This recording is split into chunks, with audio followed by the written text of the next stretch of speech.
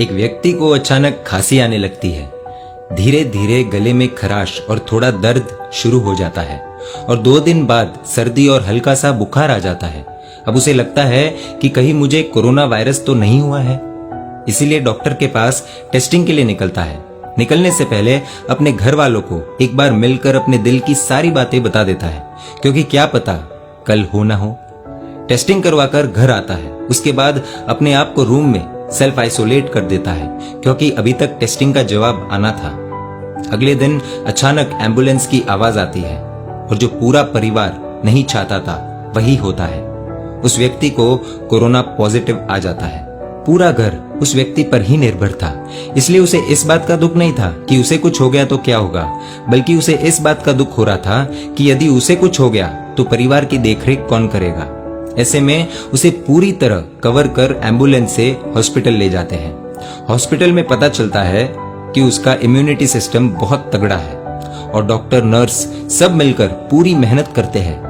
उस व्यक्ति की रोज वीडियो कॉल पर घर वालों से बात होना, हिम्मत बढ़ाए ऐसी फिल्में दिखाना, चौतरफा इलाज होता है। अंत में ठीक 9 दिन बाद डॉक्टर फिर से टेस्टिंग करते हैं और शायद ऊपर वाला घर वालों की सुन लेता है। इस बार टेस्ट में कोरोना नेगेटिव आता है। सभी को नमन करते हुए हॉस्पिटल से निकलता है व्यक्ति।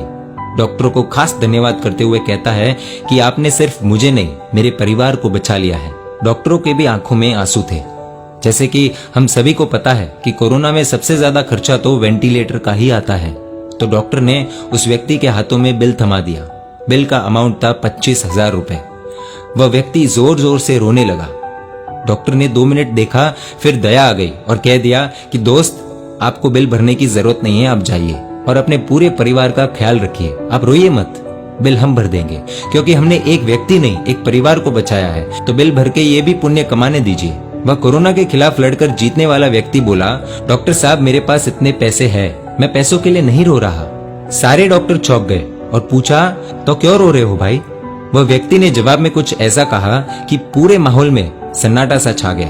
वहां पर जितने भी लोग मौजूद थे और इस चर्चा को सुन रहे थे, सबके सब हैरान रह गए। वह व्यक्ति बोला कि 9 दिन वेंटिलेटर पर रहा, 9 दिन मैंने आपका ऑक्सीजन उपयोग किया और बिल 25,000 रुपए आ गया।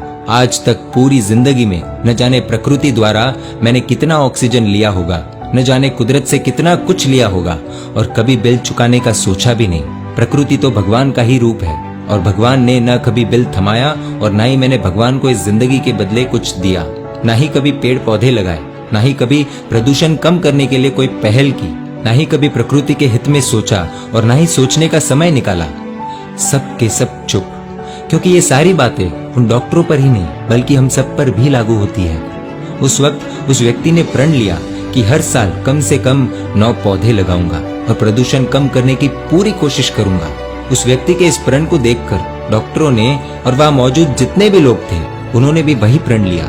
दोस्तों, भले ही ये सच्ची कहानी ना हो, लेकिन इसके पीछे जो सीख बताई जा रही है वो हम सभी के लिए समझने जैसी है। प्रकृति ने आज तक हमें बहुत कुछ दिया है और देती आ रही है।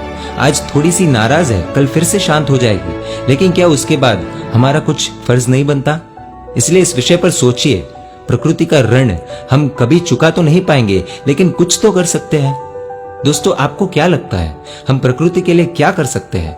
सोचकर अपना विचार कमेंट में जरूर लिखिए और अन्य लोगों के भी जवाब पढ़िएगा, जिससे आपको आइडिया आएगा।